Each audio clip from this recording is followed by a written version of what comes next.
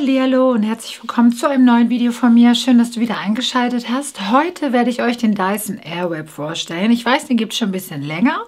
Ich hatte schon seit längerer Zeit darauf ein Auge geworfen. Zum ersten Mal entdeckt habe ich ihn auch, das war vor 2 Jahren, 2018, bei Mrs. Bella. Aber damals war es immer so, dass mich der Preis doch ziemlich abgeschreckt hat und ich mir gesagt habe, nein, so viel Geld werde ich für so ein Teil nicht ausgeben. Aber jetzt über die Jahre kam der Wunsch immer stärker zurück. Es war halt so, dass ich durch meinen Arbeitgeber im Moment auch gerade Prozente bei Dyson bekomme. Und dann habe ich gedacht, okay, jetzt mache ich es. Jetzt bestelle ich ihn und probiere ihn aus. Außerdem hat Dyson halt noch neue Aufsätze rausgebracht, die mir auch mehr zugesagt haben als die älteren Aufsätze. Und ja, und dann habe ich ihn halt bestellt.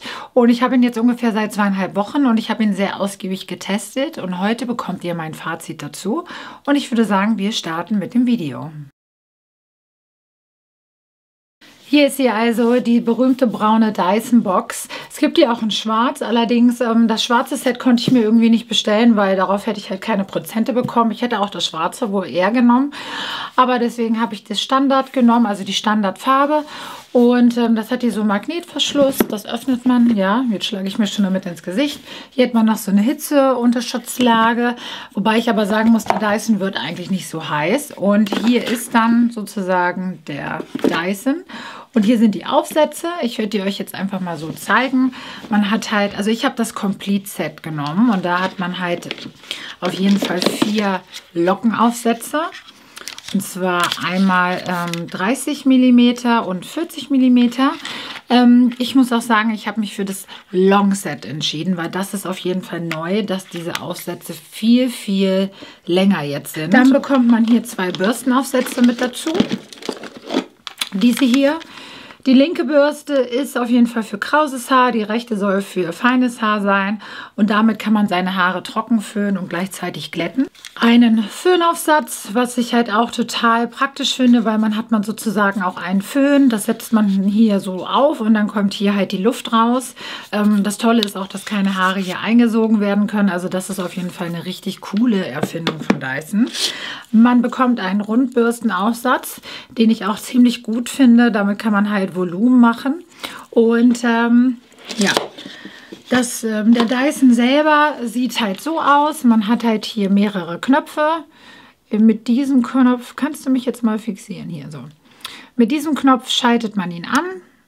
Hiermit ist der Cold Shot, das heißt also hier kommt, wenn ihr ihn so anmacht, dann kommt halt die Hitze, die Wärme und dann könnt ihr immer hier nochmal hochdrücken und dann wird es wieder kühl. Also so könnt ihr sozusagen eure Haare dann damit noch abkühlen. Hier ist halt die Geschwindigkeit, also wie schnell er ist und hier ist dann die verschiedenen Hitzestufen und ja. Ist halt auch, finde ich persönlich, nicht laut. Also ich finde ihn eigentlich recht leise sogar. Man hat auch ein super langes Kabel damit dabei. Also das kommt man immer gut mit zurecht. Und ich finde, er lässt sich auch super leicht wieder in der Box verstauen. Hier kann man ihn dann so reinlegen. Darunter ist dann das Kabel. Außerdem hat man auch noch so eine kleine Bürste mit dabei und natürlich eine Beschreibung. Und mit dieser Bürste kann man sozusagen den Dyson dann wieder reinigen, und zwar geht man dann hier so rein und dann geht man einfach hier so mit der Bürste lang und weil der Dyson saugt ja hier rüber die Luft an und so kann man sozusagen Staub etc. entfernen. Man kann den Filter auch so abnehmen und dann auch mal waschen und dann trocknen lassen. Also es ist auf jeden Fall alles mit dabei, was man halt benötigt. Und ich würde sagen, wir schauen uns auf jeden Fall jetzt mal an, wie ich ja, die Haare damit frisiere. Heute habe ich meine Haare auch damit gemacht. Das Ergebnis ist jetzt ungefähr, wie lange ist es jetzt her? Ungefähr 3 Stunden und so sehen sie jetzt gerade halt aus. Sie sahen vorher auch noch mal ein bisschen anders aus, das werdet ihr auch gleich sehen. Und ich war aber heute noch nicht draußen, also ich war wirklich nur zu Hause, weil ich auch gerade aus dem Homeoffice arbeite. Und ja, so schaut es auf jeden Fall aus. Und ich würde sagen, wir schauen uns erstmal an, wie ich die Haare gemacht habe. Und ja, und dann sprechen wir darüber, wie ich den Dyson finde. So, ich habe die Haare gewaschen und schon ein bisschen trocknen lassen. Dann habe ich noch ein bisschen Sprühkur aufgetragen von Wellaflex, den Schaumfestiger Fülle und Style. Und von Studio Line habe ich das Hot and Curl Hitzschutzspray aufgetragen. Das ist wirklich super. Benutzt das auch mal mit dem Lockenstab. Also das lässt die Locken wirklich gut halten. Und dann setze ich den Föhnaufsatz auf und föhne die Haare auf jeden Fall trocken. Nicht ganz trocken, weil, wie schon gesagt, die Haare sollten immer noch so eine gewisse Feuchtigkeit haben. Was mir halt aufgefallen ist bei dem Föhnaufsatz, das wird nicht so warm. Also es ist mehr so eine lauwarme Wärme. Also man kriegt es zwar damit trocken, aber ja, es ist halt irgendwie nicht so warm. Ich weiß nicht, woran das liegt.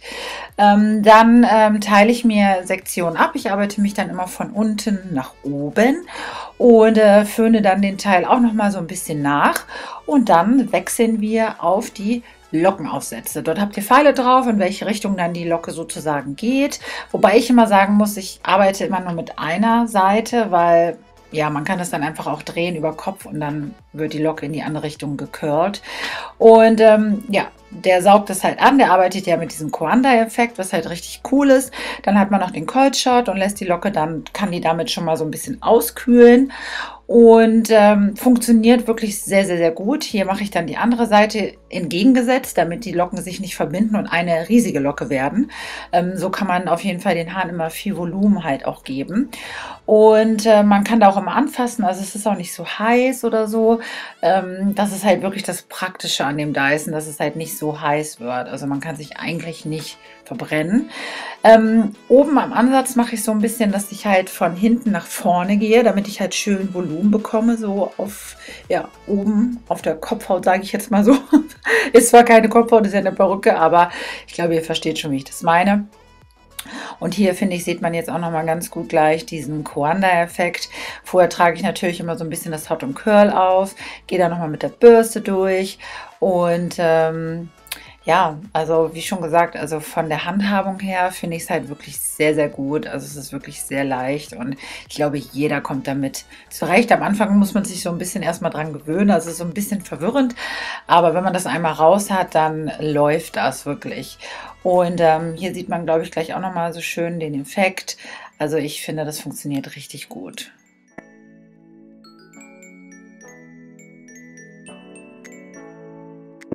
Und wie man sieht, haben die Haare wirklich sehr viel Locken. Es ist auch sehr viel Volumen da. Ich habe das dann nochmal auskühlen lassen und dann bin ich halt nochmal mit den Fingern vorsichtig durchgegangen und habe das dann halt so ein bisschen aufgelockert. Und das Ergebnis seht ihr jetzt.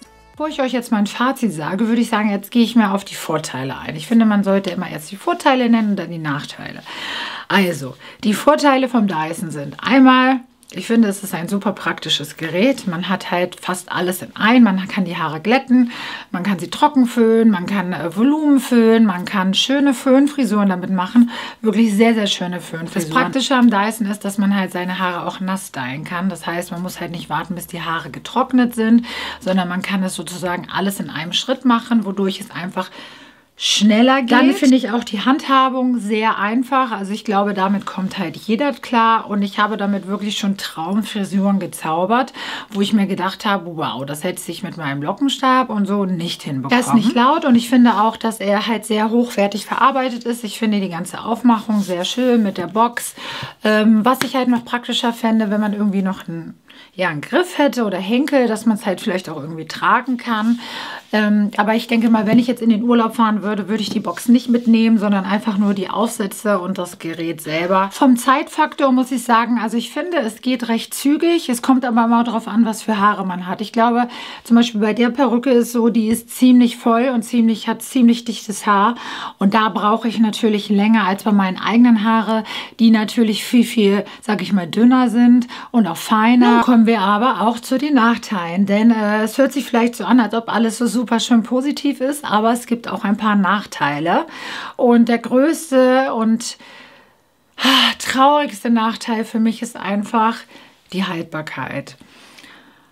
Bisher ich wollte, dass dieses Gerät unbedingt funktioniert und weil ich, wie schon gesagt, die Handhabung sehr gut finde und ich finde, es ist ein sehr, sehr praktisches Gerät und ich persönlich mag es, wenn es praktisch ist. Was ich aber nicht an dem Gerät mag, ist einfach die Haltbarkeit. Ja, man bekommt damit schöne Föhnfrisuren hin. Man bekommt damit auch schöne Locken hin. Problem ist halt, es hält nicht. Also jedenfalls bei mir nicht oder kaum. Gut, das sieht noch schön aus. Ich muss aber auch dazu sagen, ich war heute noch nicht draußen. Ich kann euch sagen, wenn ich jetzt draußen unterwegs gewesen wäre und je nachdem, wie die Luftfeuchtigkeit ist oder wie das Wetter ist, wäre das schon lange, lange weg und ausgehangen. Und das ist einfach das, ja, was mich so ein bisschen traurig macht. Ich habe wirklich alles probiert, weil ich unbedingt wollte, dass dieses Gerät funktioniert. Das heißt, ich habe mir ganz viele Blogbeiträge durchgelesen, YouTube-Videos geschaut. Ich habe mir Kommentare durchgelesen und alles, was jeder empfohlen hat, habe ich versucht umzusetzen. Das heißt, ich habe erst Haarspray benutzt, ich habe erst es ohne Produkte benutzt, ich habe es auf trockenen Haar verwendet, auf nassem Haar, auf sehr feuchten Haar, auf halbtrockenem Haar. Und trotzdem, egal was ich gemacht habe, ist, dass die Haltbarkeit nicht lange anhält. Und ich habe das Gefühl, sobald ich rausgehe, fallen die Haare komplett zusammen. Das Einzige, womit ich finde, wo es ein bisschen besser hält, ist das hier von Studio Line. Das lässt es wirklich ein bisschen länger halten, aber auch nicht so, wie ich es mir wünsche. Also ihr habt ja gesehen, wie das Endergebnis aussah. Und am Anfang hatte ich halt hier auch sehr viel Wellen und Locken und Volumen. Und das ist jetzt hier schon komplett glatt, auf dieser Seite noch schlimmer als auf der. Hier unten hält es gerade noch so ein bisschen. Da muss ich halt sagen, so in den Spitzen finde ich, da hält es doch so ein bisschen besser. Aber hier, gerade in dem Bereich oder auch im Gesicht, geht es halt super, super, super schnell raus. Für 500 Euro, ich meine, das ist ja wirklich so der Ferrari unter den Haarstylern und da erwarte ich einfach, dass es hält und das tut es halt einfach nicht, jedenfalls nicht bei mir. Und ich muss auch sagen, ich habe mir ja viele YouTube-Videos angeguckt und ich habe so das Gefühl, dass viele der Videos auch ja gesponsert sind, weil ja, sie schwärmen davon und wie toll und es ist ja auch so, es funktioniert ja auch super easy am Anfang. Aber keiner benutzt es danach mehr weiter. Ich habe mir das dann mal so ein bisschen mich damit beschäftigt, wie hält eine Locke. Und eine Locke hält am besten, wenn die Haare wirklich staubtrocken sind. Also wenn man sich zum Beispiel Locken mit einem Lockenstab macht, dann sollte man das nicht machen, nachdem man sich die Haare gewaschen hat und sie trocken geföhnt hat, sondern lieber abends die Haare waschen, es Luft trocknen lassen oder trocken föhnen, dann schlafen gehen und dann am nächsten Morgen erst die Locken machen. Weil dann sind die Haare richtig trocken und dann kann das Haar die Locke besser halten. Wenn irgendwie noch Feuchtigkeit im Haar ist, dann fällt es halt einfach raus. Und beim Dyson ist es ja so, dass man ihn eigentlich auf nassen Haaren anwendet oder handtuchtrockenen Haaren. Ich habe es natürlich auch auf trockenen Haaren probiert, aber da ist es noch schlimmer. Auf trockenem Haar ist es so, dass es wirklich nach 15 Minuten weg ist. Ja, ich verstehe es einfach nicht. Ich weiß nicht, was ich falsch mache. Klar, so heute sieht es jetzt noch ganz nett aus, aber ich weiß, wenn ich jetzt rausgehen würde, wäre spätestens nach einer halben Stunde verschwunden. Und auch ein dritter sehr negativer Punkt, der mir aufgefallen ist, ist leider der Kundenservice von Dyson. Ist wirklich eine Katastrophe. Ich hatte am Anfang ein bisschen Probleme bei meiner Bestellung und brauchte halt Hilfe. Und ich habe wirklich nach 4 Tagen erst jemanden in der Hotline erreicht. Die Dame war zwar super nett, aber sie konnte mir dann auch nicht richtig helfen. Und wenn man zum Beispiel auf Instagram sich die Kommentare unter den Bildern durchliest, dann sieht man auch, dass viele Leute sehr unzufrieden sind mit dem Kundenservice. Ich weiß nicht, ob das jetzt an Corinna liegt, an der Pandemie oder ob es die ganze Zeit schon so ist. Aber ich finde, das macht so einen faden Beigeschmack, weil wenn man sich schon, wir wissen ja alle, Dyson ist ja jetzt nicht der günstigste Anbieter und da erwartet man eigentlich schon, dass, wenn man Probleme hat, jemand für einen da ist. Aber wenn man den Kundenservice nicht erreicht oder erst seit einer Woche und vor allem, ich meine, ich habe zwar eine 2-jährige Garantie, aber wenn ich niemanden erreiche, dann wie schicke ich dann das Gerät zurück? Und das hat halt so mir so einen wirklich auch sehr, sehr negativen Nachgeschmack hinterlassen, weil ich halt mir denke, okay, ich kaufe mir einen Haarstyler für fast 500 Euro. Und aber ich habe schon bei der Bestellung, obwohl da habe ich schon Probleme. Ja, vielleicht habt ihr noch irgendwelche Tipps, wie ich es länger wie ich die Haltbarkeit verlängern kann. Ich habe auch noch mal gelesen, man soll vielleicht keine Spülungen verwenden. Aber ich finde es halt auch ein bisschen blöd, dass man halt irgendwie so viel Styling-Produkte verwenden muss und so viele Sachen machen muss, damit es halt irgendwie hält. Ich werde euch auf jeden Fall unten in die Infobox reinschreiben, ob ich den Dyson nun behalten habe oder nicht, falls das Video schon ein bisschen älter ist und du drauf gestoßen bist. Und schreibt mir auf jeden Fall mal in die Kommentare, ob ihr auch einen Dyson Airwrap habt, wie eure Erfahrungen damit sind, ob ihr euch ihn kaufen würdet. Vielleicht habt ihr auch noch irgendwelche Tipps, welche Produkte ich verwenden sollte. Und ja, und falls du neu hier gelandet bist und dieses Video Spaß gemacht hat, dann gib mir auf jeden Fall einen Daumen nach oben. Darüber würde ich mich sehr freuen. Und natürlich ein Abo.